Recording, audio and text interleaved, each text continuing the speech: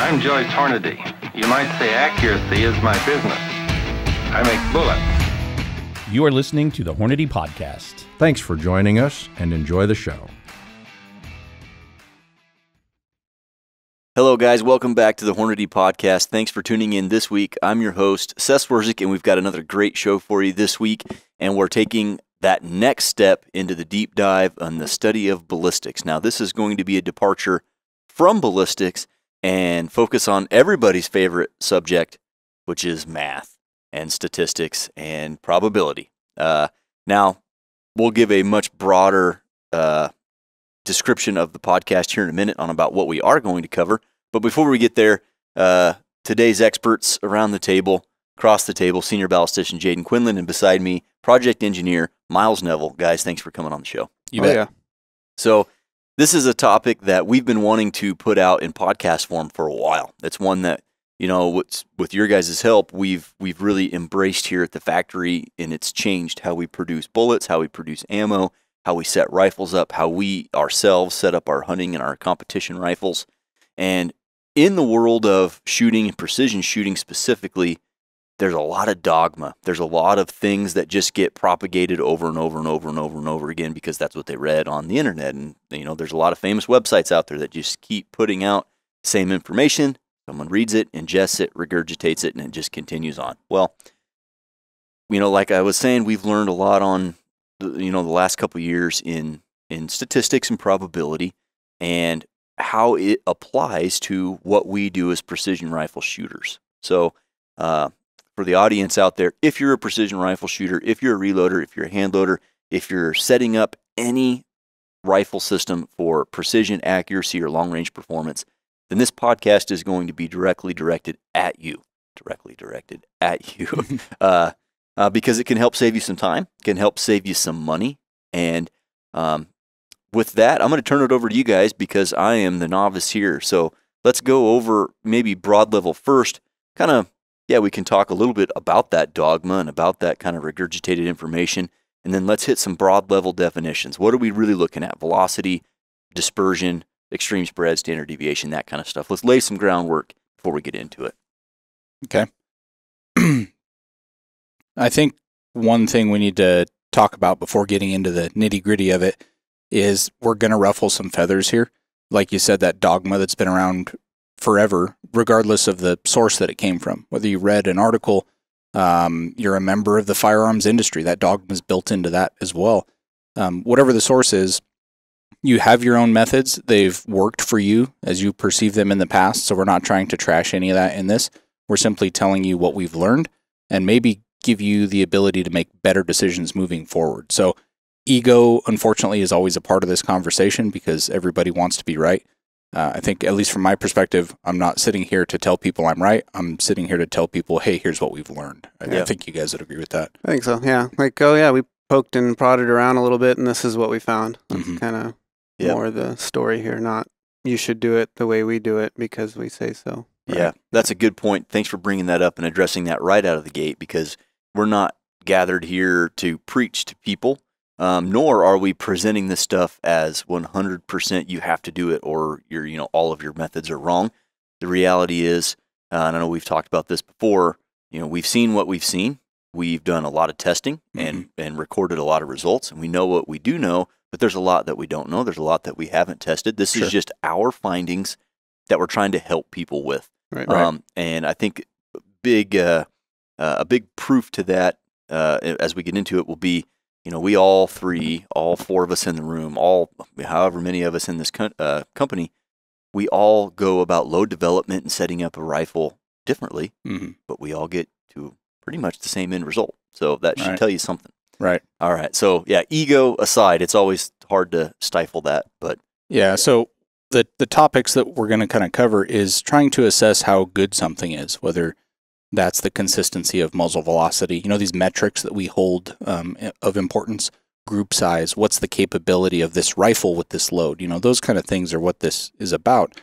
And what we kind of did was said, okay, well, there's these like pre-established ways that you grow up in doing this, right? You shoot 3-shot groups for X reason, or you shoot 10-shot groups for whatever reason. And what we did was said, well, how much is enough? is a 3-shot group enough? Is a 5-shot group enough? Is a 10-shot group enough? And you can drive yourself mad with statistics, which we'll talk a little bit about here because they do have a play into this. But instead, we just went and conducted a huge amount of large sample size testing and said, well, what's good enough? And the answer varies, Sure. Which we'll talk to. But Miles, I mean, talk a little bit about the beginnings of that. Yeah, I think you kind of kicked it off with some ammunition production for 300 PRC, and you had done a 50-shot string, I think, with some 300 PRC ammunition that was coming off the factory floor, and then you changed something. I think it was a powder charge or something to that effect, and then you dropped it down maybe a half grain at a time and did a couple 50-shot strings, and we're like, wow, this isn't these trends that we think we see with 5-shot tests that everybody does for ladder or OCW load development, they kind of aren't holding up. Like they're not repeating in the 50-shot strings. And so, yeah, I kind of took that and ran with it. And so I took 223, 6 arc, 6.5 Creedmoor, and a little bit more 300 PRC, and just really, burned out a couple barrels, smoking 35 and 50-shot, 100-shot groups just to see what is actually there, what happens when you stretch that sample size out. And there's a ton of testing that I did. And these aren't, when I say I'm doing 50-shot strings, they're not like back to back to back burning 50 rounds as fast as I can. They're usually composites where we can keep a common reference point with our accuracy fixture, where I'll let the barrel cool off, do 5 or 10 shots, let it cool off 5 or 10 shots. And, but yeah, so the historical dogma or whatever is, you do like a ladder test where you'll take powder charge and vary it 0.3 or half a grain over a grain and a half or 2 grain spread. And you'll see how those do for muzzle velocity, extreme spread, or standard deviation. You shoot 3 or 5 of those, or 1 with some test methods too. Some guys will do that. And then you go across, and so you got all those results, and then you take, okay, well, these kind of trended better here and then kind of worse on either end, or they just kept getting worse, or they kept getting better. But like, you kind of, you get this up and down sinusoidal sort of results of your data. Yeah. And so you'll hear people talk about nodes, like, oh, well, this must be the high node and the low node, or, like there's these perceived interpretations of that data. When you take it as, gospel that, oh, well, I shot this 5-shot group and that did this, those are my results. And so you take the best of that, and then maybe you do another one where you test seating depth, and, you do take the best of that. Well, you had the best powder charge, right? And then you take the best seating depth, and then you verify it. But all the rest of that, and then you'll shoot that one that you pick, and you'll keep shooting it, for however long until you get bored and want to try something else, or shoot the barrel out or whatever. Or see results that kind of make you, raise an eyebrow, like, oh, that shouldn't have happened. This was supposed to be a good load. But you never go back, and nobody ever really tests the bad ones again. Not very many people. Not very many people go back and say, oh, these bad ones, well, let's try those again. Nobody ever really does that. So you basically create a confirmation bias funnel, is what I call it, where you funnel yourself into one, say, okay, well, that's the best of that. Do another metric. Okay, that's the best of that. And you really believe that that's the best. But if you take that and shoot it on a large sample, repeat that whole test on 35 shots per variable change that you do, you'll see that sinusoidal behavior, all the amplitude of those waves just pencils down, flattens down to nothing. And so what you get out of that then is like muzzle velocity versus charge weight, right? A common thing people look for is flat spots. So they'll increase charge weight, look at the velocity that they record, and it'll go up, and then it'll flatten out, and then it'll go up again. And they say, oh, well, that's my velocity node. That's where my velocity is consistent from this charge weight to this charge weight. My velocity doesn't move around. Pretty standard method that people use pretty often in the industry. When you shoot 30 or 50 shots at each charge weight like that, what you see is just a nearly linear increase in muzzle velocity. What you see with standard deviations and extreme spreads at each charge weight is that they're basically identical all the way across. All the way up.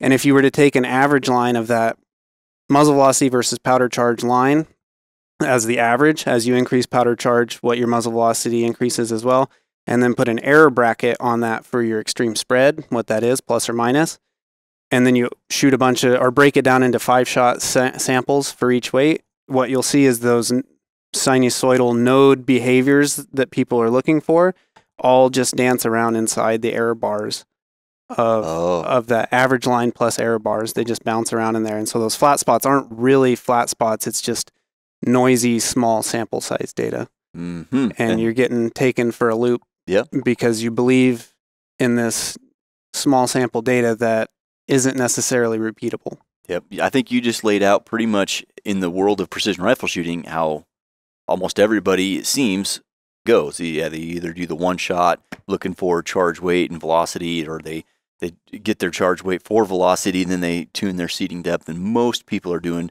between 3 and 10 shot samples. Right. And that's pretty much how it's been done since I've entered the precision rifle world. Mm-hmm. And that, again, just keeps getting regurgitated to every new person out there. Yeah. So let's break it down from a fundamental standpoint here. When we're talking velocity numbers, now, Miles, you mentioned you did all this testing, these big, 30, 35, 50, 100-shot samples with charge weight, with different brass, different primers, seating depth. I mean, just all over the place.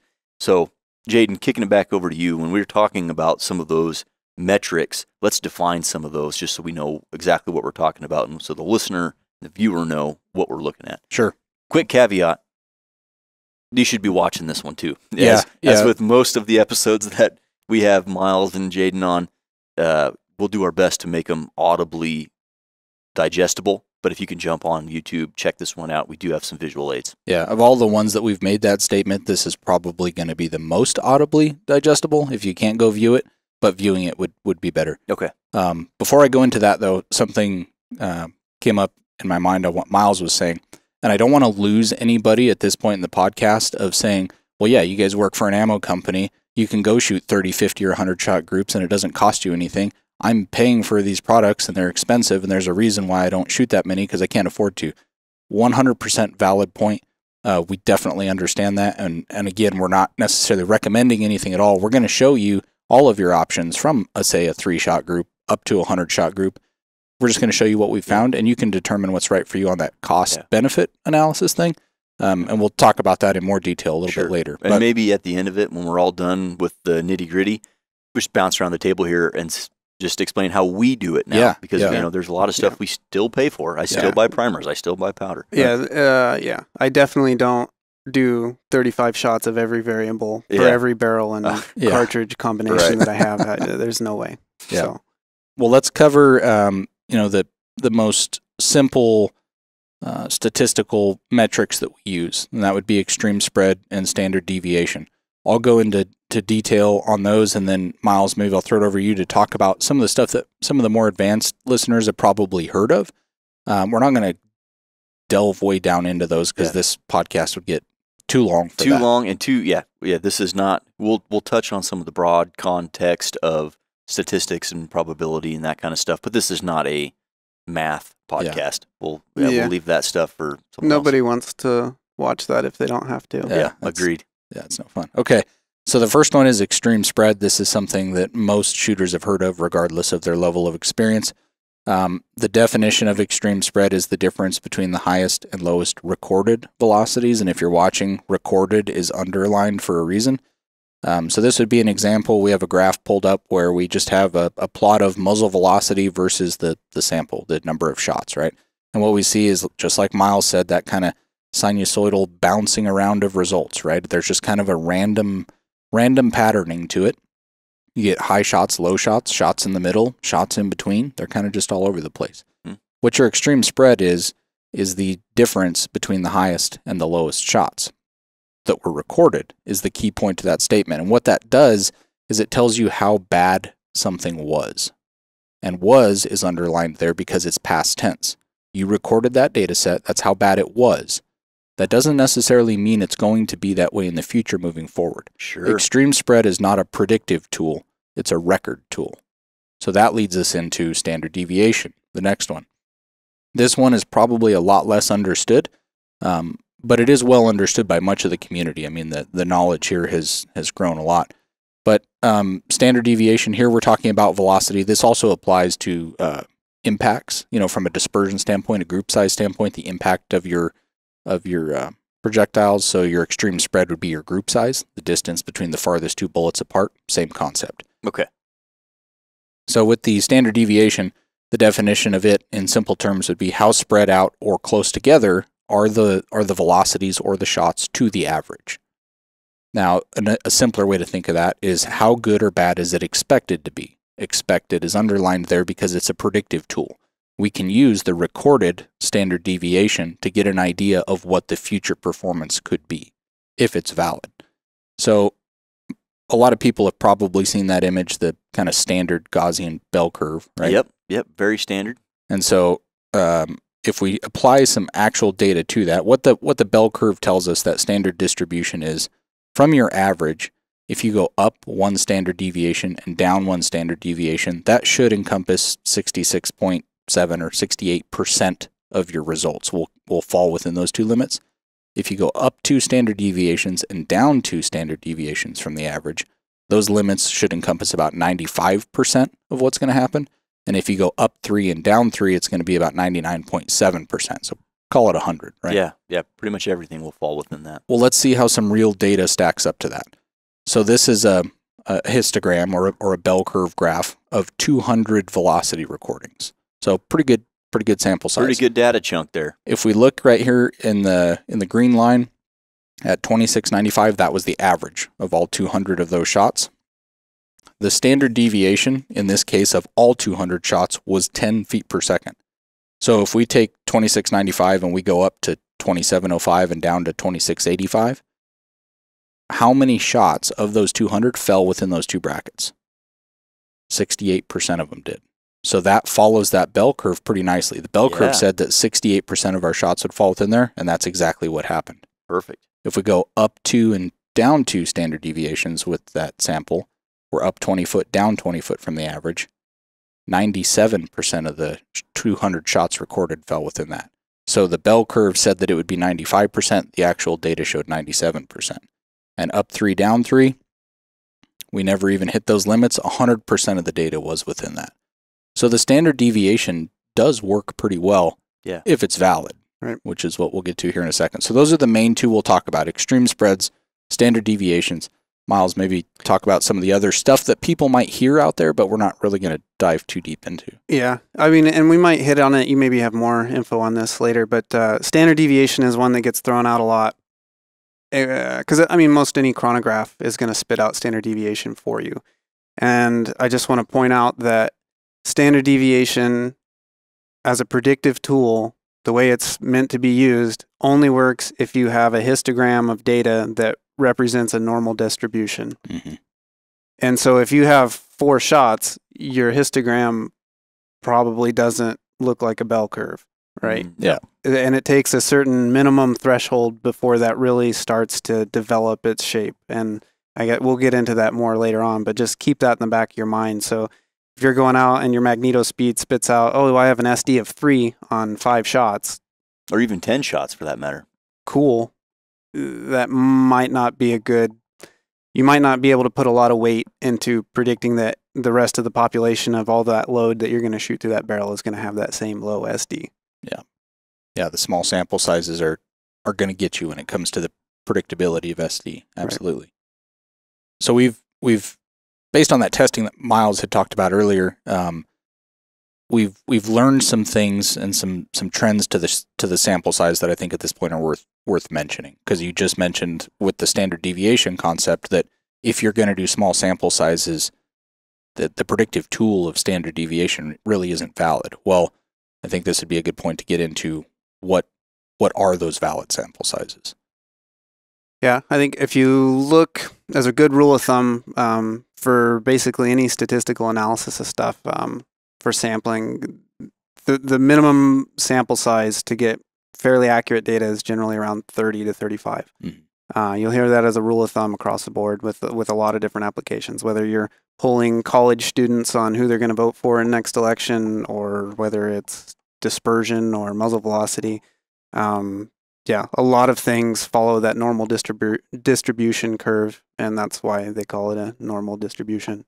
So yeah, what I found was basically exactly the same thing with all these metrics. When I did my testing, is you'll have one of the things I looked at was what happens to extreme spread and what happens to standard deviation and what happens to group size and mean radius, and then plot it as a function of how many shots were in the group. So I'll shoot 50 shots, and then at 2 shots, what's my standard deviation? At 3, at 4, at 5, at 6, at 7, all the way down to 50. And then plot those out, and you can do that in Excel or whatever. But what you'll see is when you repeat tests with the same ammunition, so if I shot 50 rounds of whatever, 6 ARC, 108s, ELD match ammo, exact same ammunition, same lot, same barrel, clean between, whatever, foul it up, get it in the same condition.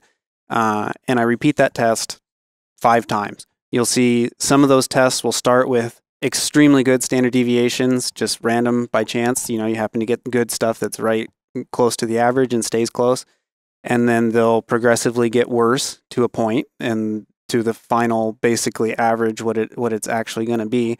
And then you'll get some that start horrible. You just happen to get the worst 2 shots right off in the first 3 shots of shooting. It just happens. And so those will start off bad, but then as you keep putting shots into the test, they'll come back to that same average point. And you'll have some that just stay static all the way through. And you have some that, anywhere in between there. But the main point of that is that before I record all that information and know where they all converged at, I have no idea whether I got a good one, whether I got a bad one, or I got a perfect average one all the way through. And so that point where everything kind of narrowed up and converges, basically where you want to call it good for you is subjective. Mm-hmm. Because maybe your window is this big, but I want a window that's this big. Well, I'm going to have to shoot more rounds than you will to determine what's good enough. Yeah, and we have a visual aid there that'll walk through the numbers that we've generated off all of that real data, not theoretical, statistics. Yeah, this is legit. But we did a ton of 100 shot groups with different variables, different cartridges, bullets, propellants, primers, and this is what the data says. So it seems to work pretty well as we take that data and we go repeat a new test. That test falls within this data. So these rules are proving themselves to be accurate. Excellent. And like you said, that the listener is going to have to determine for themselves about what's the right way for them, which we'll get into here in a second. But maybe another note is that we're not the first to figure out this sample size, correlation to the believability or predictability or stability of your net result. The government's been doing this for a very long time. The government doing, say, a lot acceptance test on ammunition fires a pretty large sample size to quantify if that ammunition meets their specification or not. There's not much cost there to the government, though, compared to the guy that's going to the store and buying this stuff and spending his own time and assembling things or buying factory ammo, whatever it may be. It doesn't have a test facility. That cost is always there, and I'm cognizant of that. I used to be in that world. Yes, I work for an ammo manufacturer now, so that's more accessible to me. But I think it's important to don't think we're not considering the cost as we go through this. So as we get into this next slide, this is going to be the culmination of all this data, what we learned, okay? And this applies for if you're looking at load development. Does this load shoot better than another load? If you're just looking at how capable is my system, I have this rifle, I have this ammo, what are my capabilities? What will it really do? Or same thing with, checking things over time, right? The life of your barrel, right? Okay, I have this match gun set up and it shot really, really good here in the beginning, but I'm getting towards the tail end of the expected barrel life. I want to see if it's still good or not. That's where this data starts to come in. Okay. I'll say one more point real quick before we get into that slide. Another thing that a lot of people might have to do is temper their expectations of what's realistically possible. And because we mentioned ego at the beginning, Mm-hmm. Everybody wants a 1/4 minute all day long gun. If you do your part. Right, if you do your part. And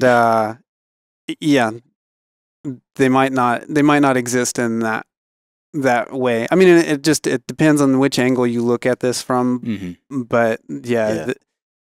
It's not as prevalent as people think. Yeah, exactly. To have a true quarter-minute gun, I haven't seen it yet. A half-minute gun, kind of hard to do. Like, it takes some work to get there. Yeah. 3/4 minute, okay, yeah, that's doable. Under a minute, yeah, you can do that. Yeah. I think a lot of people, if you go home or go to the range next time and donate a box or two of ammo to it, shoot a 30-shot group and see what your quarter-minute all-day-long gun actually does. And I've had a couple people around the factory do that, bench rest shooters and, whatever, that, oh yeah, no, I got my load, everything's dialed in, this hammers. And then, you force them to sit down and put it to the test, like an actual test, and it doesn't pan out the way you think it might. And so that's a big kick in the crotch for a lot of people. It's hard to deal with. Part of the ego. It is. It's not what anybody wants to hear. You want to hear, no, I can make this, to the top of the line, what my expectations are, but you might have to readjust your expectations. Right. With some of the limitations that we're going to go through and the patterns that happen actually. Because your dispersion, a lot of people fall into the trap of like, oh, well, there's 4 together, 1 out. Well, we'll just ignore that guy. That's not part of it. Those 4 together, that's what the rifle is actually capable of. Well, no, not always. Most of the time, probably what's happening is all 5 of those fall within the distribution pattern that your rifle and that ammo are going to produce, and it's random. And yes, you're not as consistent as an accuracy fixture. I mean, we've done some testing there where I'll shoot the same gun in an accuracy fixture and then I'll shoot it from the shoulder and the groups open up, obviously, right? Because I have more error in what I'm doing than just bolting it to a pedestal.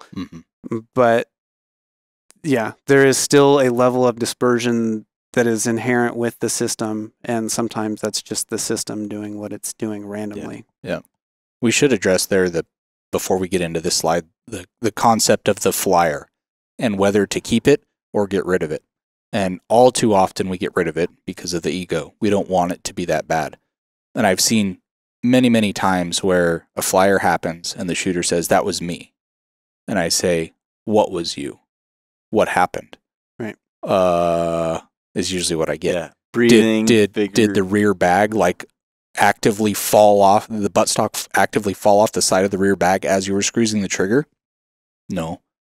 Were the crosshairs wildly off target when you broke the shot?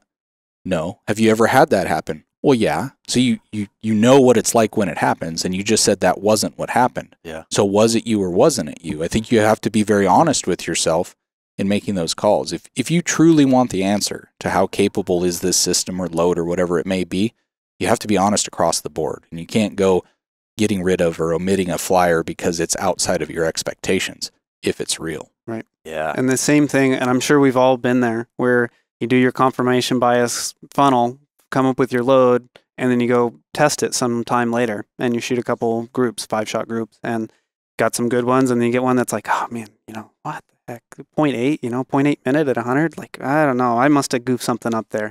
That, there's no way, look at all these other ones, these are all good, I don't know what happened there, something must have been goofy case or something, Yeah, you just attribute something to it. Yeah, well, getting a rifle system that's a legit half-minute system or quarter-minute system, extremely rare. Getting a rifle system that will shoot a quarter-minute or a half-minute group, really common. All of our match rifles will. Oh, yeah. It's just that you're just getting those numbers. Right. And nobody at home take offense to me saying that you probably don't have a quarter-minute gun. I'm sure it shoots quarter-minute groups all day long, and I'm not going to refute that your rifle shoots really well, and that's fine.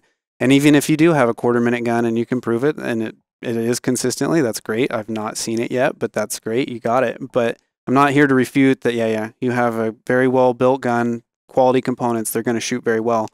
But, there's a loss of data when you shoot multiple small groups, and they're all very small. But between each of those groups, you don't correlate the point of aim and the mean point of impact between those. You have a tendency, and we'll see it here, you have a tendency for the data to look better than it actually is. Yeah, 10-shot groups is not the same as a 100-shot group. That's correct. All right. Yeah. All right, well, let's get into this slide here. Let's do this. Okay, so again, we'll try to explain this in a way that the listener is getting some value out of it. If you could watch this, though, it will help. So what we have is on the left side, we're going to be looking at expected group size extreme spread, like the amount of what's the max and min you could expect. So of a group size measured in inches. Yes. Okay. Yep. Or we could think of this in minute of angle, either one of them. This is all based on a 100-yard set, so you could think of it either way. And on the right side, what we're going to look at is what is the expected group size increase as we go up in sample size. So what we're going to do here is we're going to look at 3-shotters, 5-shotters, 10s, 20s, 30s, and 50s, and we're going to see what the effects of that are. So if we start out with... I want to say, yeah, just what we're looking at when we say 60 to 70% there, that's the variability as we repeat a bunch of 3-shot Yeah, groups. the extreme spread in recorded, variation to shot or group to group. Group to group, yep. So shooting 3-shot groups, because that's common, right? Yeah. I mean, especially for hunting setups. I still do that, and I'll make a point here in a little bit on how to handle that. What if your rifle is only capable of, or intended to have 3 shots at a time? It's not a bull-barreled match rifle that's going to rip off 10 or 20 at a match. We'll address that. So stick with us. So what we're saying, the 3-shot group is going to vary by 60 to 70% from the average. So what that would mean, if we had a rifle and we shot a whole bunch of 3-shot groups, let's say we shot 10 of them, making that statistically valid sample size of 30, we shoot 10 3-shot groups and we average all of them, and the average comes in at a ½ inch or a ½ minute. Within those 10 groups, you could have groups that are 60 to 70% smaller and 60 to 70% bigger. So on that ½ minute gun, that means you're going to have groups that are 0.15 inches. You getting flirting with an eighth of a minute. Yeah, 1 itty bit. That's the bench rest 1 holers, right? Yeah. Or it could be as big as 0.85. So you're creeping up on an inch. That's with 3-shotters. Now let's look at a rifle system that shoots a little bit differently. What if your rifle averages an inch for 3-shot groups at 100? There's a plethora of hunting rifles out there that do exactly that. Mm-hmm. That means, being that our average is bigger, we just went from a ½ inch to an inch, the variability is the same, the 60 to 70%, but the starting point, the baseline is a larger number, so the variation will be larger. And you see there that the minimum expected group size there that you would see out of those 10 that you shot would be a 0.3 inch group. Your hunting rifle shot a 1/4 minute group. At the same time, it shoots a 1.7 inch group. Same rifle. Same exact thing. Just we shot 10 3-shot groups, and of those, they averaged an inch. We had 1 little bitty guy, and we had 1 really big guy. That's that 60 to 70% expected variance on 3-shot groups. Now, for a lot of people, us definitely, when we were going through all this data processing after doing all this testing, that's not acceptable to me. That's too much. That doesn't tell me what I want to know. I want to know how good is this load or system or whatever. Right. That doesn't really tell me much. It could be anywhere from a 1/4 minute to almost 2 minutes. That's too big of a spectrum. I can't nail that down into a capability. So we're going to go from a 3-shot group to a 5-shot group. We were just told if we increase our sample size, we're going to get better data. So let's go to the next how much standard. Well, on average, when you go from a 3-shot group to a 5-shot group, everything's going to increase by 15%. So what that means is if we go back to, there's our variability we'll talk to you here in a second. If we go back to, my pointer's gone here. Let me get it pulled back up. There we go. Okay, we had our ½ minute rifle with 3-shot groups. That exact same rifle that averaged a ½ minute 3-shot group is now going to average 0.6 if we do 5-shot groups. So if we did 6 5-shot groups, getting that sample size at 30, or even more of them, right, what we'll see is our average got bigger because our sample size got bigger. But the variability shrunk. With a 5-shot group, our results are going to vary by 40 to 50% on the extremes. So we're going to shoot 0.3 inch groups and 0.9 inch groups. We're still down there in that 1/4 minute range. So you can see how you can still get that result and think it's that good. But if you Even just with kept a 5. doing it, it could be as bad as an inch. Let's look at that gun that shot worse, that 1-incher for the 3-shots. That thing increased 15%. So now our average group's going to be a little bit over an inch. Our smallest group is down at a ½ inch. Our biggest group is creeping a whole lot closer up to towards 2 minutes. We're working towards it. Yep. So as we go to the next one, we're not satisfied with 5-shotters. There's too much variation there. When you go from a 5-shot group to a 10-shot group, it's going to increase by about 30%. So that takes this group here. that's at 0.6 and makes it come up to 0.75. Now your variance shrunk again, because as we increase sample size, our groups are going to get bigger just by nature, but the variance group to group to group shrinks down. So now we're seeing a spread where our smallest group is going to be 1/2 inch, our largest group is going to be 1 inch, our average is 3/4. That's not horrible, and some people might stop there. And the 10-shot group is commonly used, especially in the precision rifle world. We will do that. If we look at the other system, it's starting to grow, right? Now we're averaging 1.5 inches. On the low end, we're just under 1 inch. The high end, we're over 2 inches. We're not satisfied with 10s. We want more stable data than that. We go to 20s. When you go from a 10-shot group to a 20-shot group, your group sizes are going to increase by 20%. The variability gets driven down from 30 to 40% with a 10-shotter down to 20 to 25%. So what does that look like? That means we went from shooting 3/4 inch 10-shot groups on average to we're shooting almost 1 inch 20-shot groups on average. The smallest 20-shotter we're going to shoot is 0.7. The biggest is 1.1. That's tightening it up. That's starting to tell you a story of capability, right? If we go to that rifle that shoots worse, it's now averaging 1.8 inches for a 20-shotter. The small end of it's 1.3. The big end's 2.2. It's just taking that extreme limit of what you could get and shrinking it down. If you're not satisfied with that and you want to go from a 20-shotter to a 30-shotter, your group size is going to increase by about 10%, and your variability gets driven down to 15 to 20% spread range. So that means on 30-shotters, we're averaging 1 inch. On the small side, it'll be 0.8 inches. On the big side, it's 1.2. This gun that shot worse, now we're averaging 2 inches. Small side's 1.5, big side's almost 2.5. So you can see how as we increase sample size, our groups just get bigger. So that's going to happen to you. And this is that part we talked about with the ego. If you want statistically more valid data, you're in this battle between statistical validity of what your capabilities are and your ego. Cool guy factor. The cool guy factor. Or even, I just spent, I've been saving up for this thing and I just spent $8,000 on this, like, no better than rifle, right? There's nothing else better out there than this thing. I put the best glass on it I could. I bought the best powder, the best bullets, or the highest quality match ammo I could. And I lay down and I shoot a 20-shot group and it's over 1 inch. It's supposed to be a 1/4 minute, right? Like, I spent all this money and that's what I got. So that's that push and pull that's happening. If you want to go from a 30 to a 50, your group size is going to increase by about 7%. The variability, though, goes down to 10. So almost no change from 50-shotter to 50-shotter. It's a touch over 1 inch, 1.06 inches for the average. The minimum group we would get on 50-shotters is 0.95, and the max is 1.16. So less than 1/8 of a minute of variation. Yeah, so if I was going to make a blanket true statement about what my system was capable of, I need to be in this 30-shot or more. Because I could make, you asked me a question, how good does that rifle shoot? And I say it's a 1-minute rifle. That statement would be true for these sorts of sample sizes because it's 1 minute every time, right? Same thing with this other side here. It's a 2-minute rifle. It's pretty much a 2-minute rifle every single time I do the test. So hopefully what the listener takes away from this is when somebody asks you that question, how good does this thing shoot?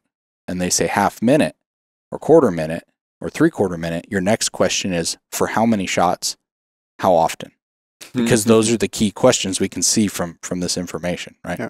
Now, this slide and this information are up to you to determine what's the right answer. We're not going to stand here and tell you that. I mean, I think what you and I do, like for match rifle stuff, is we shoot no less than 20s.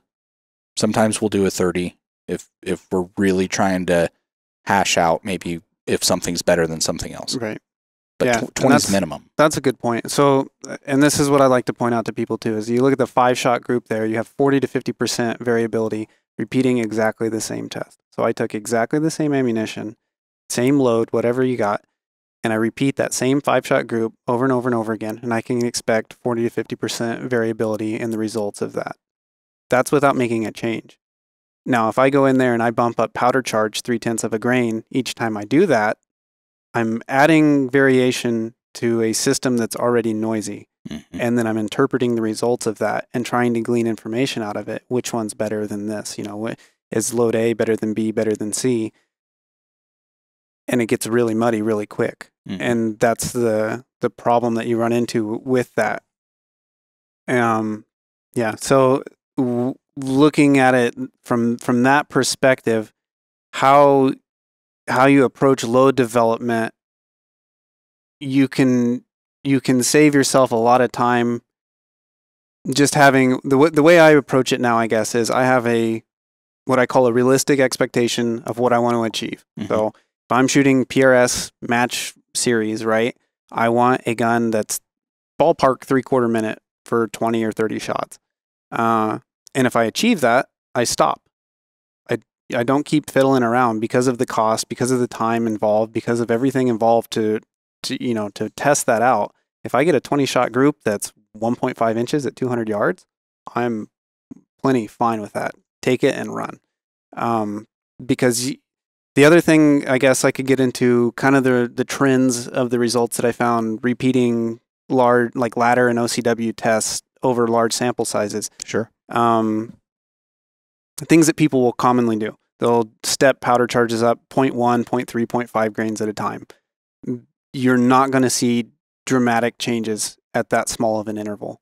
And this is cartridge dependent, so 223 is not the same as 300 Win Mag. They're proportionally very different. But generally, I step around at a grain at a time. If I think that there's anything to be gained by going up or down powder charge, it's a grain at a time at least, if not a grain and a half. You need to make big changes to see big changes in performance. And then just keep in the back of your mind, you got that much variability test to test, so you got to see pretty big changes. So if you have one 20-shot group or one 10-shot group, let's say 10. So you have a 10-shot group that's 0.4 MOA, and then you have another 10-shot group that's 1.2 MOA. Okay, you got a pretty good chance that 0.4 MOA load is definitely better than that 1.2 MOA. If you have a 10-shot group that one is a 0.5 and one's a 0.72, maybe not. The next time you repeat that, it could flip-flop and do exactly the opposite. They could be almost identical to each other. And so that's that confirmation bias funnel that I was talking about earlier. All those loads, if you go back and test all of them for a significant sample size, you'll find that a lot of them are not as different as you think. The biggest changes that I see is basically component swapping. So I'm shooting 108 grain ELDM. Well, I swap that for a 110 grain A-tip, or I swap it for 105 grain Bowtail hollow point. I will see and keep everything else the same. Same powder, same case, everything else, right? Well, I mean, adjust the powder charge is necessary to make it safe, but I will see dispersion changes swapping bullets. Pretty significant from one to the next. And barrels have attitude. They like certain bullets better than others. And the same thing with powder. If I swap between H4350 and H4831 and reloader 26 and reloader 22, you'll see pretty distinct changes in how the barrel responds to the same bullet with different powders. You'll see like pretty drastic. Some of my data sets are same bullet, same case, same primer, similar velocity range. And you'll see with just changing the powder out at a similar velocity and pressure range, under a half minute, up to 3 minutes. And you think, well, these are junk bullets. Well, no, just the response of your barrel with that powder type, whatever it was, can change your dispersion level that much. Yep. So the main thing that I approach now is component swapping. I'll do 10-shot samplers, and if it's big enough that you can see it with those, then you can throw out the bad ones. And then if they're good enough that you think they have promise, then I'll do 20-shotters maybe if I'm curious. Yeah. This might be a good time to address like the hunting rifle. Like how do you go about that? Like we're saying that we try to get to a sample size of 20 because that's, if you look at those numbers, that's the kind of the trade-off point. With a 20-shot sample, your variation is 20 to 25%. So that's not nothing, but it's definitely a lot less than 60 to 70 or 40 to 50. Right. Right. So that's where that, once you go past 20 and you get to 30, you're at 15 to 20. That's not a huge difference from 20 to 25. So that's where we've kind of nailed this number of 20 down. Well, how am I going to do that with my hunting rifle that's a pencil barrel or a carbon barrel or whatever it is, and I'm never going to shoot 20 shots in a hunting situation. If I have to do that, it's like, the zombies is what's being hunted or something, right? Mm-hmm. So how do you do that? Well, what I typically recommend to people is test the rifle, how it's going to be used.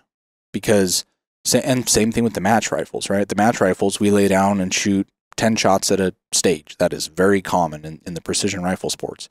Okay, so when you're assessing how good something is, lay down and shoot 10 shots, and then let the barrel cool off for the approximate amount of time that you would have at a competition, and then shoot 10 more, and you've got your 20. Well, with a hunting rifle, I'm probably going to shoot, what I draw my line in the sand at is 3 shots. I'm going to have a cold bore shot. The barrel's going to be fouled, but it will be a cold bore on the first one.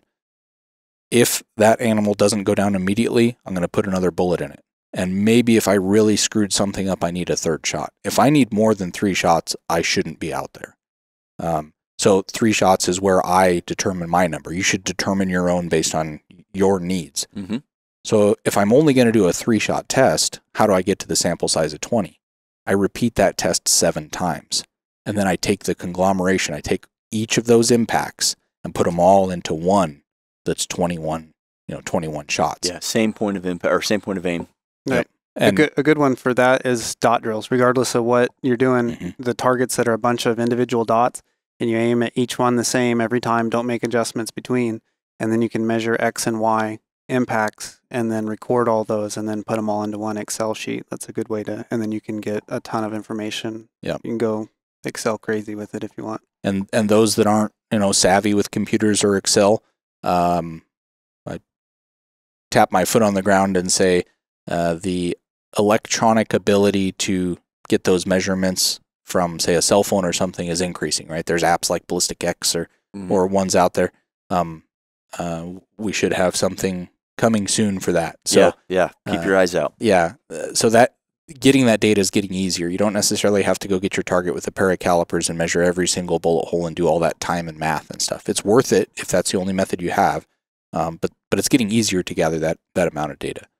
All right. So looking at those numbers and the percentages, I see, you got a graph. So let's see these on a graph scale, because I think that'll help quantify it for a lot of folks. And you can really see how it just progressively tightens and tightens and tightens and tightens. And you can see how it climbs in size, but increases in accuracy. Yeah. What we have here is a graph of a 100-shot group. And then of those 100 shots, we break them down into 33 3-shot groups, 25-shot groups, 10 10-shot groups, 5 20-shot groups, right? We break that. This is real data. This is real recorded. Data. This is not Monte Carlo prediction. This was 100 shots that Miles or you shot in the test tunnel. That's right. So down on the bottom, we have the sample size, right? How many shots are in the group. And on the left side, we have the group size in minute of angle. So yellow is going to be our 3-shot groups. And you can see the smallest 3-shotter that was recorded was down around 0.2 inches. The largest 3-shotter was a touch over that, maybe like 1.1 inch. The average is 0.5. So this would be an average half-minute 3-shot rifle, if I was being accurate in my description of its capability. Mm-hmm. When I say 3-shot, having seen the data you just did, you should automatically know, okay, well, if he's averaging a 3-shot at half-minute, he could be down at a quarter and up above 1. That kind of gives you the span of expectation. As we go to 5-shotters, these blue ones, you see how the smallest group is not quite as small. It's up a little bit. Mm-hmm. The largest group is quite a bit bigger. Our largest 5-shot group was 1.4 inches. Got one unlucky one that got the worst 2 in there. Yeah, he did. Yep. When you go to 10s, you see that the best 10-shot group is over 0.4. It's almost a half. And the worst is 1.4. And this red line you see in the center here, that's your average expected group as you go. And obviously it's going up, right? You're going from half minute, 0.6, 0.75 when by the time you get to 10-shotters. When you get to a 20-shotter, you're up at a minute. Your average group size is going to be a minute. Your smallest is 0.6. Your biggest is 1.4. As you get to a 30-shotter, your average 30-shot group is going to be just under a minute and a quarter. The biggest is 1.4. The smallest is 1.0. So that's just a visual of that narrowing that you see of the variability, but the increasing of the net size of it as you go. And the 100-shot group was 1.4 inches. Now, this would be an example of a rifle that shoots worse. So that would be a question, right? Okay, well, that's the system that shoots good. What about a system that doesn't shoot good? And what you see just at first glance is it has the exact same characteristics. It's just that these values here have shifted. So instead of us having a half-minute 3-shot average, we have over 1.5 minute. Smallest group is about half minute. Biggest group is 2.5 minutes. And that thing just creeps up in the same manner. By the time you get to 10-shotters, you're averaging 2.5 minutes. 20-shotters are averaging 2 3/4 minutes. 30-shotters are averaging 3 minutes. And the 100-shot total is a touch over 3 minutes. Yeah, and you can see on both instances that 30-shot sample, the 2 samples collected after that are almost the same. Yeah, it flattens, right? Yeah, they normalize at 30. The slope of that dotted red line just goes out to almost horizontal. Mm-hmm. Yeah. So that's just a visual of what we went over earlier. Okay, so there's some unassociated effects of sample size that we haven't talked about yet. We talked about, velocity, and velocity is kind of a byproduct. In most cases, we're looking for group size effects, right? Dispersion. We're trying to make it shoot better for group. Right. The benefit of velocity usually comes at a byproduct. Generally, you're going to get good group sizes with good components, and those good components are going to come with good velocity, spreads or standard deviations. So rarely do you go out in search of reduced velocity without a consideration of group size. In the ELR game, you certainly do, because muzzle velocity is a huge contributor to your vertical bullet impact, beyond 1 second time of flights. But in general, I'd say group size is the most common. But there's some other areas that sample size plays in that a lot of people don't think about and fall prey to the small sample size kind of cost benefit thing.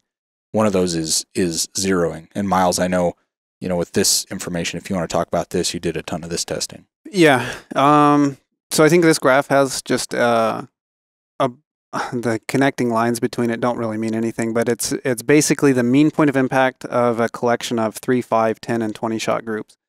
So the purple, blue lines or dots that you see there, that's the mean point of impact. That's the average of the 3-shot group so we aim at basically it's dead center in that graph, and the average impact point, if we were to take our 3-shot group, find the center of it, that's where that blue dot would be. And so that's just a repetition of a bunch of 3-shot groups, and it just shows the variability. Basically, you can go what are we at, in inches here at 100 yards? Plus or minus 0.4. Yeah, you can go 0.4 inches, basically in 360 degrees. In 360 degrees from what the actual 100-shot mean point of impact actually is.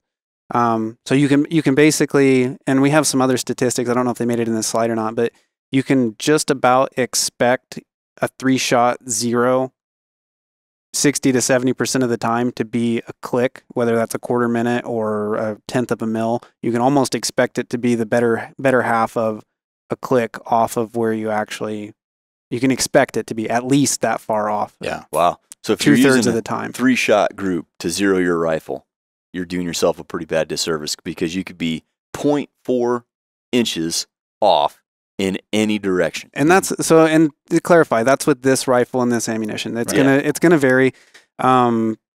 It's gonna vary depending on the capability of the rifle. If your rifle's a 2.5 minute rifle, it could be much worse than that. Sure. If you've got a F-class hammer that you've proven all the way out and you got the best thing going, it could be significantly less than that. But yeah, I think the rifles that I've done are pretty solidly like 1 minute of angle ballpark for 50 to 100 shots. With match ammunition. So it's like factory match ammunition shooting pretty okay.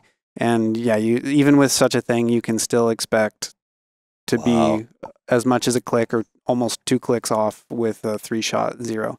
And that gets a little bit better with a 5, and it really kind of settles in at about a 10. And then the 20-shotters, you really don't even have to worry about it. Yeah. If you zero off of a 20-shot group, you've got pretty solid zero data. 10s are pretty solid as well. Occasionally you'll get one that kind of goes a little wild. It's not especially common though. And then I guess we'll get into the long range effects of that. The implications. Yeah.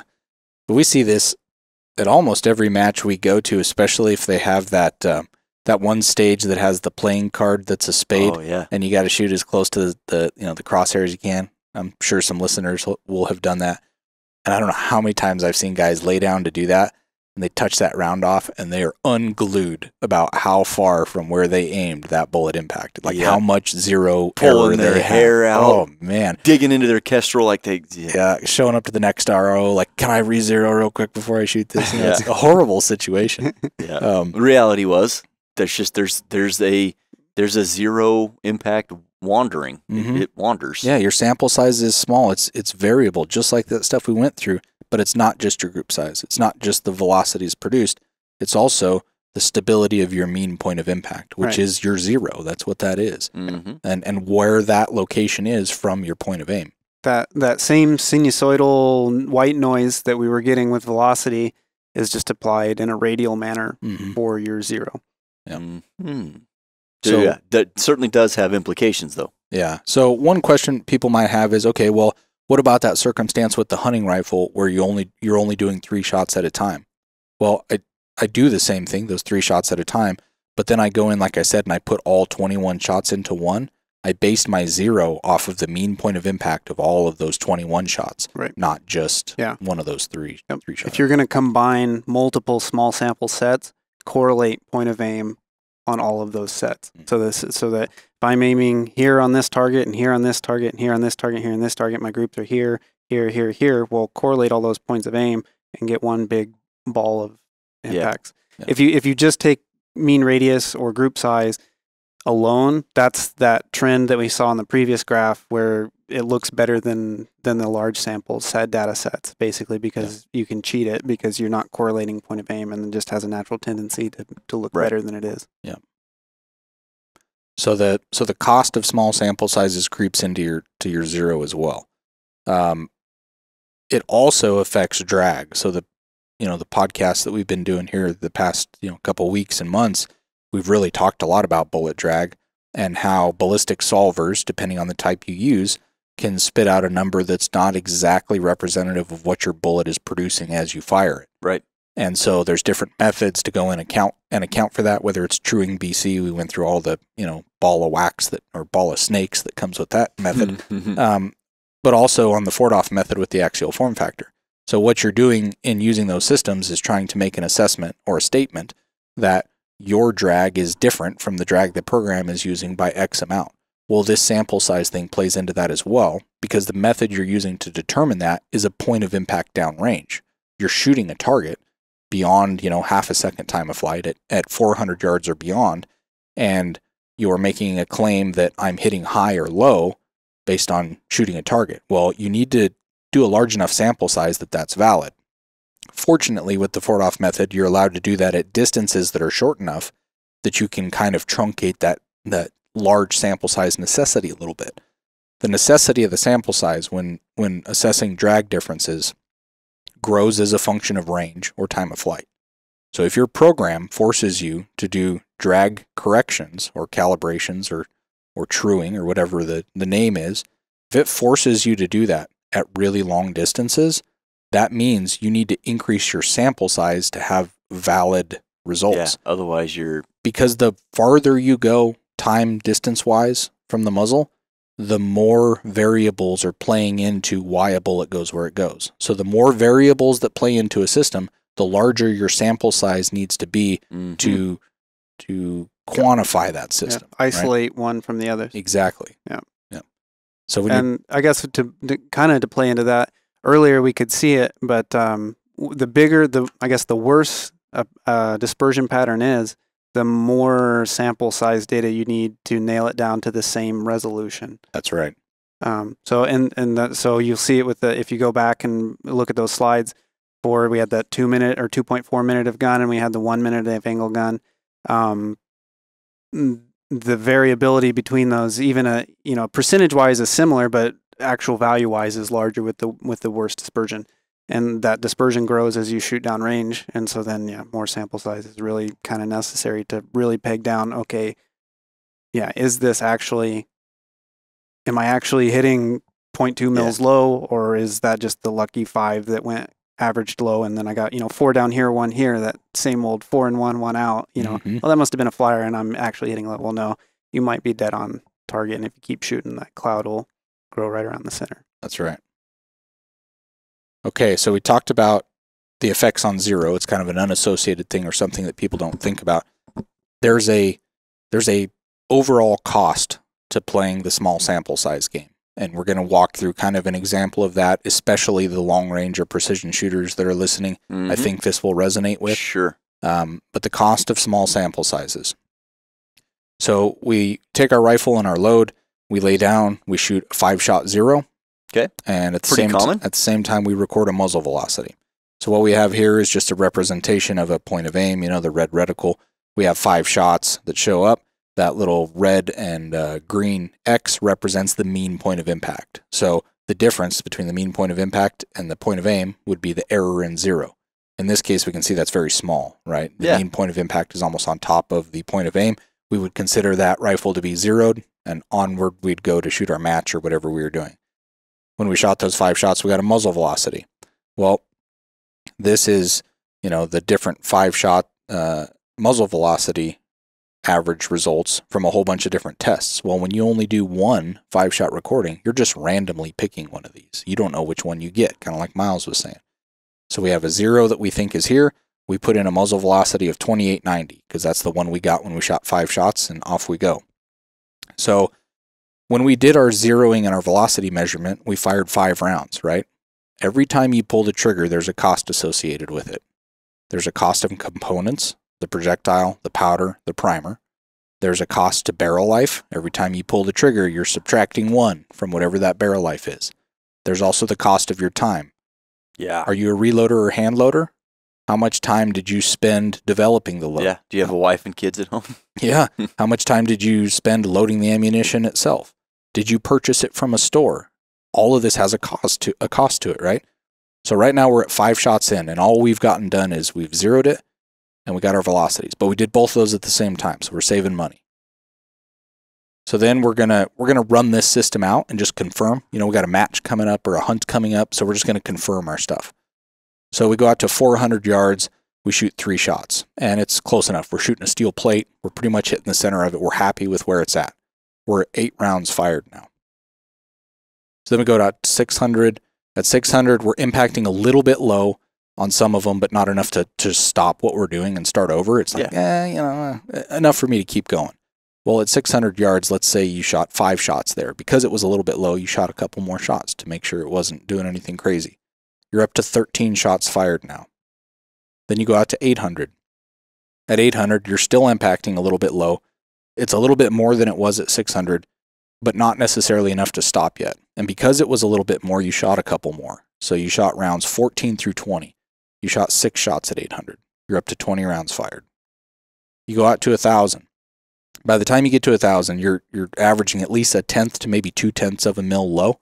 So let's say half minute-ish, right? At that distance, you shoot 5 of those, and you're starting to get concerned. There's a trend occurring, right? A little low at 6, a little more at 8, even more low at 1,000 now. You're up to 25 rounds fired. You decide, you know what? That 1,200-yard target's just that one right over there. I'm just going to shoot a couple there, and maybe it'll clean itself back up. I'm just going to try it. So you go out to 1,200. Now you're undeniably like almost a half mil low, 2/10 to a half mil low. But at 1,200, your group size is bigger. There's more variation in the system. So you shoot more shots out there to see, well, am I low or am I not? So at 1,200, you shoot rounds 26 through 32. Now you're at a decision-making point after 32 rounds fired. Some guys will say, oh, it's my bullet drag that's the problem. They adjust their BC or they do something. With having no reason necessarily to do it, they've been seeing that low trend occur, but they just automatically associate that is the problem with no other proof that something else isn't at play. So they adjust the drag. And as they're adjusting the drag, they fire rounds 33 through 39 at 1,200 yards. And they say, you know what? I'm good there. This thing's hitting the center. I like what's going on at 1,200. I'm just going to work my way back in, finish up, and I'm out of here. They come back to 800. Now they're impacting 0.2 to 0.3 mils high. We were low at 800 last time. What in the world is going on? Now at 800, you fired rounds 40 through 44 there. working your way back in. So something's strange. Now you're off in the other direction. You decide to come back into 6 because you were off a little bit, but you were pretty much on at 6 before. At 600, you're 0.1 to 0.2 mils high. What's going on? On my way out, I was low. I did my truing like I was told by the program. At 1200, I worked my way back in, and now I'm high at 49 rounds expended. And at that point, you cut it off. And you say, something's up. Like, I'm just going to start this whole thing over. You go back and you recheck your 0. That would be one guy, right? And I'm sure some of the listeners have either done that themselves or they've observed it. I've observed this exact same thing. Not me. Yeah, not Miles. How much does 49 rounds cost? At least $49. At least, and a lot more than that. You know, especially if you're a reloader or a hand loader, your time is the most valuable thing you have. Mm-hmm. You know, you don't get that back. So, how much is that worth? I don't know. A lot. Now, let's say the other guy, right? We had a point of divergence here when we hit the problems that showed up at 1,200 yards. The other guy says, you know what? Something's weird. I've been continually hitting low on my way out here. I'm going to go back and check my 0. He goes back and he checks his 0 and realizes that his 0 is low. He's at 39 rounds fired. So both of those circumstances are ugly, right? Because what did we do? We wasted that time. We wasted that barrel life. We wasted that effort in either loading the ammunition or driving to the range or going to the store and buying it. All that's a moot point now because we're going back and starting over at the 0 again anyway. And when we recheck that 0, or if we would have shot a 20-shot 0, this is that same exact ammunition. It's just we shot 15 more of them. You see that shot there? Mm-hmm. That's that shot there. This is the same exact stuff. We just shot another 15 to get to that sample size of 20. And what did that show us? It showed us that we were low by about, I think that's 0.4 inches. No wonder you were low. A little bit at 4, but you couldn't quite perceive it. More so at 6, but not enough to stop. More so at 8. More so at 1,000, more so at 12, to the point where you finally quit. The whole problem was right in front of your eyes the whole time. It's just that you didn't shoot a large enough sample size for things to stabilize enough and have a true average. So there is a cost to this small sample size, because what we often hear in putting this information out is, well, 20 shots. That's just go buy a box from the shelf of a 6.5 Creedmoor ammo. What is that? $50, $30, now. $40, $50. Yeah, right.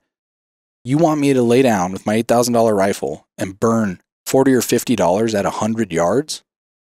Well, it's up to you. Because if you don't, you might burn $100 only to come back and then have to burn another $50 just to get started again. Sure. So there is a cost to it. Absolutely. Yep. And yeah, in that example right there, I think we've all seen it. And in all the years we've been doing this, we've all been part of it ourselves. Oh, yeah. Yeah. Oh, yeah. I know it's zeroed. So I'm going to keep playing around here with axial form factor or playing with my BC or whatever. Muzzle velocity. Because I know that I was zeroed. I know I was zeroed. I just shot 5 shots. Yep. And yeah, the reality is it's just not enough. And yeah, the line in the sand is, 20, 30 shots is a realistic number. I think that us as shooters can get behind. Again, your mileage may vary. You can do whatever you want to. But yeah, it seems 10 kind of gives you a good look. 20 gives you a better look. 30 will pretty much tell you, and anything after that's a bonus. Yeah, and this example is possible. It's not going to happen that way every time. You might luck out, and that 5-shot group you shot is representative of your large sample size mean point of impact, and you're off to the races, and you never experience a problem. Mm-hmm. That's definitely possible. But what we're saying is these errors are also possible. If you want to make those not possible, that's where you have to go to the 20s and 30s. I've definitely burned more than 49 rounds in a day chasing my tail. I have too. Yeah. And it's so frustrating in hindsight because this is the right way to do it. I mean, the data supports it. But the whole time you're trying to cheat the system. I can get away with not doing as many. Yeah, I'll be just as good. I'll do 7 shots. No aspect in life works that way, right? You can never get away with cheating the system. There is one other thing I wanted to say, which is kind of the placebo effect of the small sample size stuff. Miles, you talked about how when you shoot those small sample sizes, by default to the sample size, you're going to get better results. There's something to be said for a guy that, say he's doing load development or he gets a new barrel on his rifle or whatever it is, new rifle, and he goes out and he shoots a couple little 3-shot groups and they're just hammered. They're, just all one hole. Statistically, invalid as can be, but the confidence that that gives that guy, and he shows up to a match with that level of confidence versus the guy that maybe shoots a 10, more statistically valid, but it's like a, 3/4 inch or an inch and a quarter. And he comes to the match and these guys are talking and knowing no different. The guy that shot the 3-shotters is like, dude, I got this new barrel. It's shooting a 1/4 inch. And this guy's like, minute and a quarter, right? There's this mental game that's going on. There's something to be said about what I would believe to be a placebo effect of the small sample sizes. Yep. They're not valid at all. It's like getting sugar cubes as far as, is it telling you anything? Is it giving you anything, this medicine of a 3-shot group? No. But if you think it is, there can be a performance difference from that. Sure. Right? Well, and I've heard it out of the mouth of one of our best sponsored shooters that competes in the PRS type of stuff.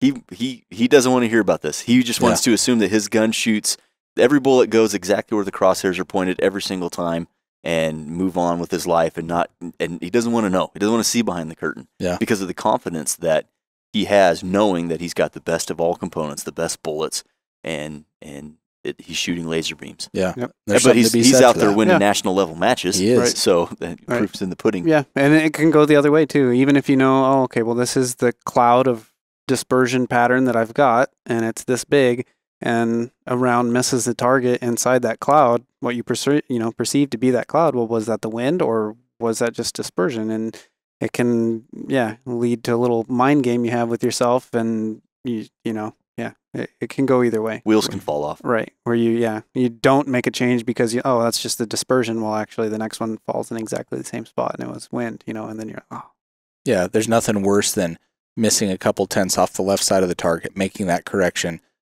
and then hitting right where your crosshairs are. Yeah. Yeah, that's exactly the opposite. And so, we've all done that. Yeah. I guess the wind still kicks you around. Yep. Yeah, for sure. I love coming off stage. Where'd you hit on that last one? Right where I was aiming. Yep. Which was off the target. But I hope this information is received well. Again, we're not trying to poo-poo anything. It's just, hey, we did a whole bunch of testing, and I used to use those old load development methods, and I put the weight into thinking, yeah, this is the right answer. This was the best one, and off I go. And it crushed my soul a little bit when we did all this testing and realized that, like, oh. Nope, just kidding. Everything I've done for the last 10 years was a waste of time. Yeah. Well, I think one of the big ones for me is velocity. Like, the dispersion in the 100-yard shooting and all that kind of stuff is important. The velocity for me, I always wanted to use that and tried to use that to help tell me if the load was in tune and if this was a good load to go with or not, when in reality, it is almost inconsequential.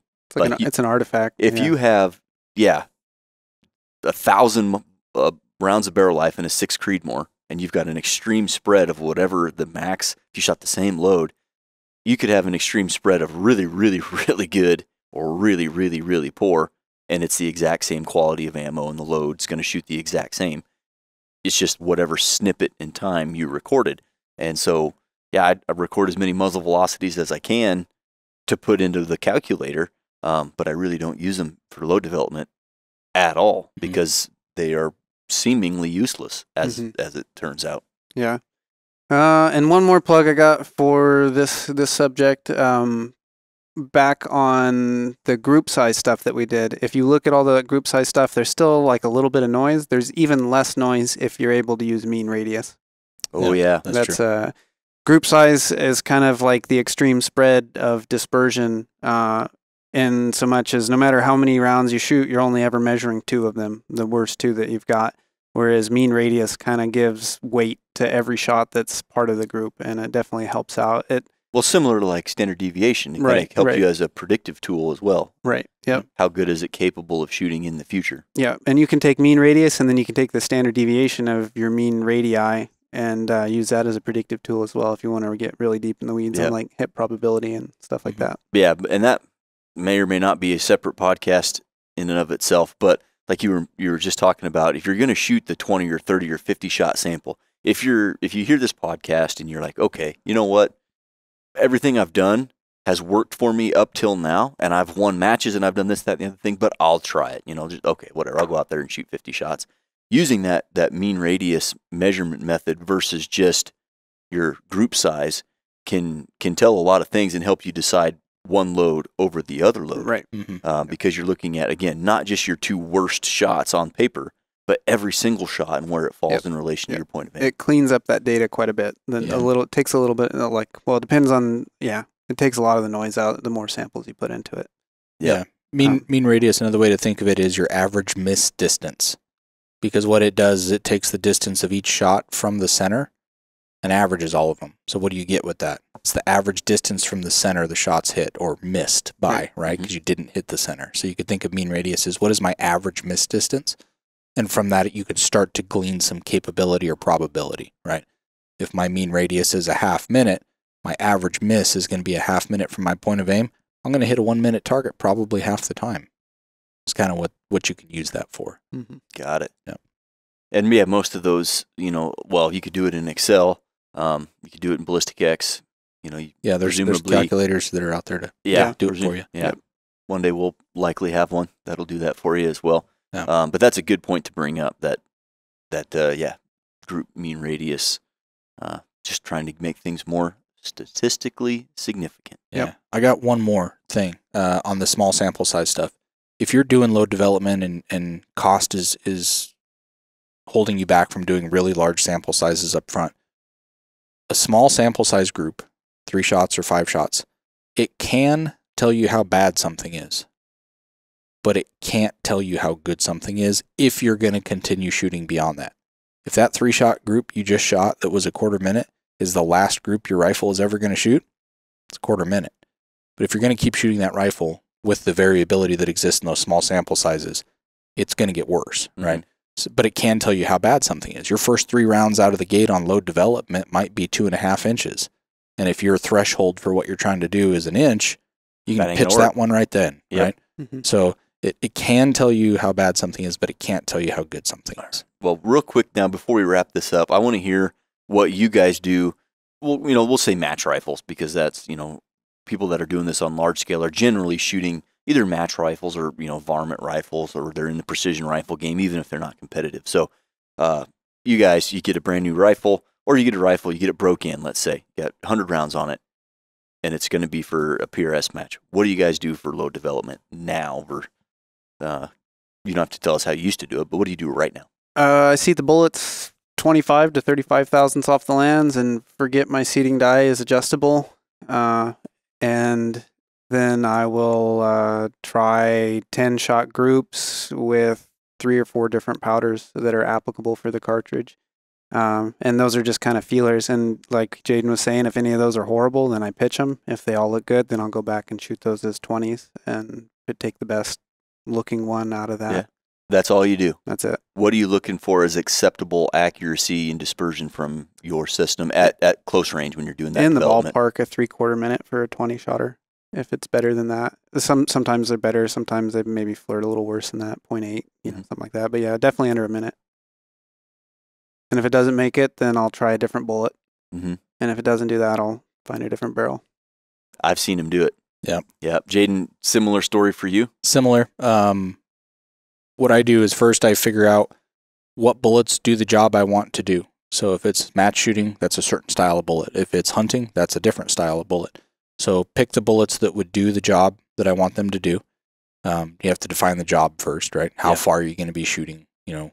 What cartridge, all that stuff. So I pick the bullets that are applicable. Then I go and pick powders that are applicable to push those bullets at the velocity that I need them to go at to do their job. So if it's hunting, I have minimum velocity thresholds for the bullet to expand, right? And that's associated with a range. So I might say, hey, I've been training with this system and it has all the capabilities to ethically harvest an animal at 500 yards. That's where I'm going to draw my line in the sand there. Then everything has to meet that threshold. So any powder I choose has to be able to push the bullets I selected fast enough that they work out to that distance, because that's my end of capability. From there, like Miles said, start testing. And it depends on where I'm at. Lengthwise, generally make it fit, in a magazine first. You have to do that. But then, jump-wise, I don't really get too wrapped around the axle on that. I'll test test a load, maybe somewhere in like 5 to 10-ish, but I'm doing 3-shotters if it's a hunting rifle. If it's my match rifle, I'll just lay down and do 10 straight because that's how I'm going to use it. And then, like you said, just start picking away, that powder is not as good as that one or whatever it is. And then at the end, if I'm prioritizing, I have 3 bullets I've picked, and one of them is the one I really want to use. The other 2 would work, but they don't have the characteristics as good as the first one. If that first one isn't showing me any promise, then I go to the other bullet. Fail. Yeah, and like you said, at the end of that chain is if none of that stuff met your expectations, either change your expectations or change the barrel, because the barrel bullet combination is kind of unique. Mm-hmm. So. Interesting. Well, another follow-up question on that. We didn't address it specifically. We did mention it that in this large sample size testing, you guys tested jump depths and how far that bullet jumps to the rifling, and then its effect on dispersion. And you tested that in pretty small increments in large sample size.